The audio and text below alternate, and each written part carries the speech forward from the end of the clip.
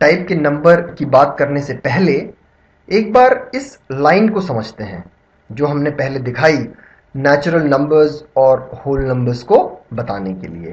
तो ये जो लाइन अभी यहाँ पर है, ये किसको रिप्रेजेंट कर रही है, किस ग्रुप ऑफ नंबर्स को रिप्रेजेंट कर रही है? ये होल नंबर वाले ग्रुप ऑफ नंबर्स को रिप्रेजेंट कर रही है, क्योंकि यहाँ पर जीरो भी है। तो खैर ठीक है, सबसे पहले इस लाइन को क्या कहते हैं? इस लाइन को हम नंबर लाइन कहते हैं, क्योंकि ये हमें नंबर्स के बारे में बताती है। ये हमारे नंबर्स को इस फॉर्म में प्रेजेंट करती है। जितने भी हमारे नंबर्स हैं उनको हम इस नंबर लाइन पर लेकर आ सकते हैं। इसका एक एग्जाम्पल जो आप रोजमर्रा में इस्तेमाल करते हो वो है स्केल। स्केल जो है आपका, वो नंबर लाइन को ही रिप्रेजेंट करता है होल नंबर से। अगर यहां पर ये 0 होता है, ये 1 होता है, और ऐसे ये लाइन, ये स्केल आगे बड़े स्केल्स भी होते हैं जो आगे तक चलते जाते हैं। तो ये इसका आप कह सकते हो एक नमूना है जो आप रोजमर्रा में देखते हो।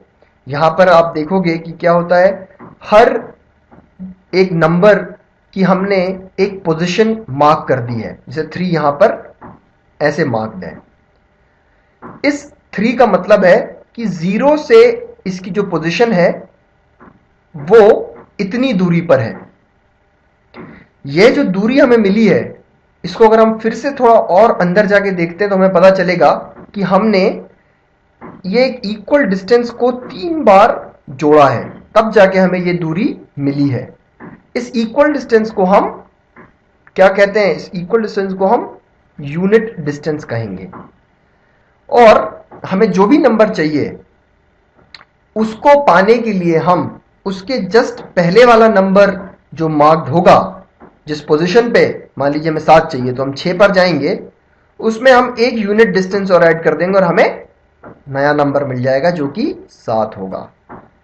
इसको समझने के लिए हमने जैसे सबसे बचपन में हमने जब गिनती सीखते हैं हम, या फिर नंबर सीखते हैं 1 2 3 4 10 100 1000, उनको सीखने के लिए हम किस टाइप के एग्जाम्पल्स लेते हैं?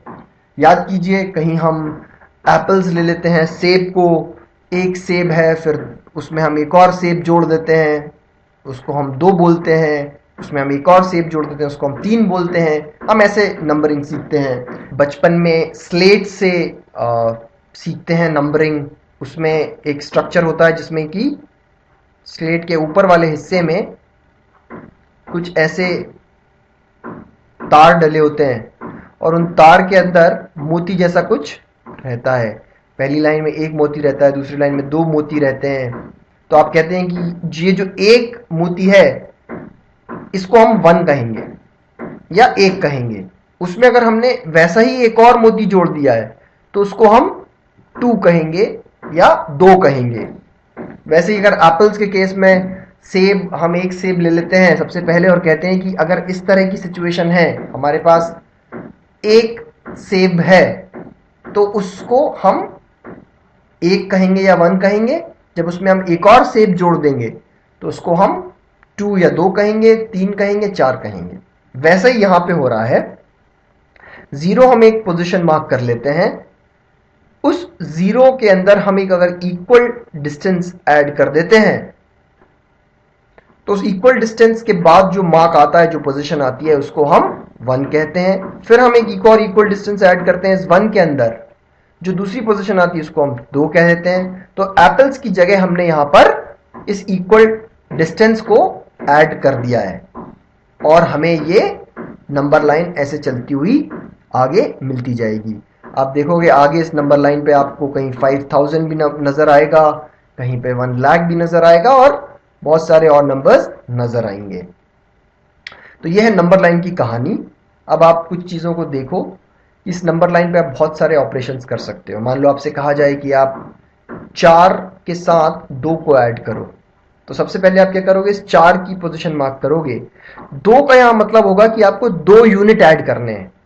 ये जो यूनिट हमने बताया ना, इक्वल यूनिट्स, तो वो 2 यूनिट क्या होंगे? 1 2। तो यहां से आप जंप करके यहां पहुंच जाओगे। 4 में आपने 2 ऐड कर दिया, आपका आंसर आ गया 6। आपसे कहा जाए आप 4 में से 3 सब्ट्रैक्ट कर दो, घटा दो, माइनस कर दो। तो आप कहोगे ये तो हमारी 4 वाली पोजीशन हो गई और हमें 3 यूनिट घटाने हैं, तो 1 2 3, तो आप जंप मार के यहां पहुंच जाओगे 1 के पास, यहां पर आ रहा है। तो ये जो हो गई आपकी, ये 4 - 3 को दिखाने का तरीका हो गया, विच इज इक्वल टू 1। तो अब आप देखो, जब आप राइट साइड जा रहे हो तो आप चीजें जोड़ रहे हो, मतलब आप बड़े नंबर की तरफ जा रहे हो, और जब आप लेफ्ट साइड जा रहे हो किसी नंबर के, तो आप उससे छोटे नंबर की तरफ जा रहे हो। तो एक तो ये चीज हो गई जो ध्यान में रखना है कि राइट साइड का मतलब है आप बड़े नंबर की तरफ जा रहे हो नंबर लाइन पर, और लेफ्ट साइड का मतलब है कि आप छोटे नंबर की तरफ जा रहे हो। ठीक है ना? तो आप स्मॉलर नंबर्स की तरफ जा रहे हो, left side, right side higher numbers की तरफ जा रहे हो।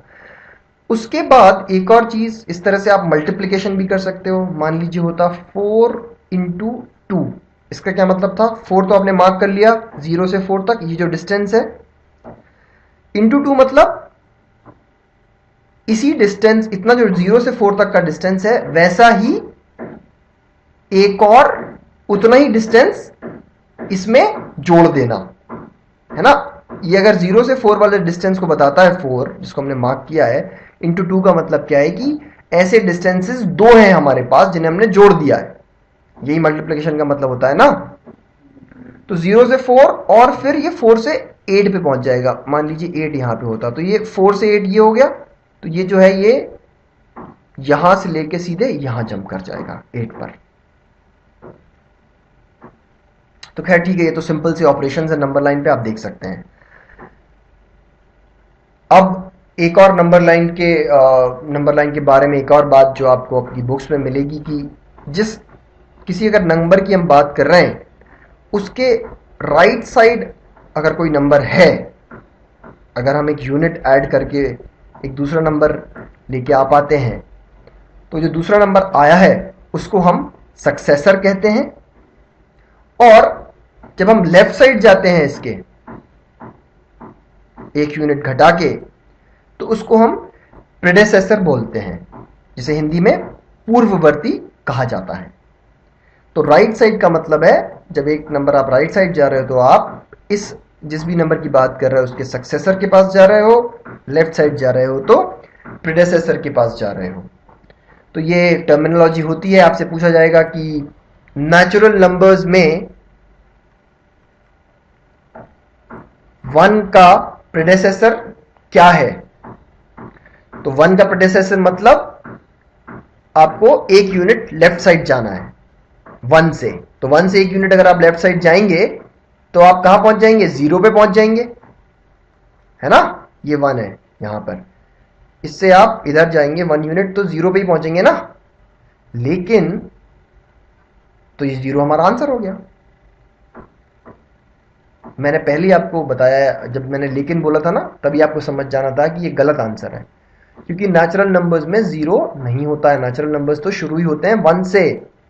ये कौन सा सेट है, कौन सा ग्रुप है? 1 से शुरू होके आगे चलने वाला ग्रुप है ये।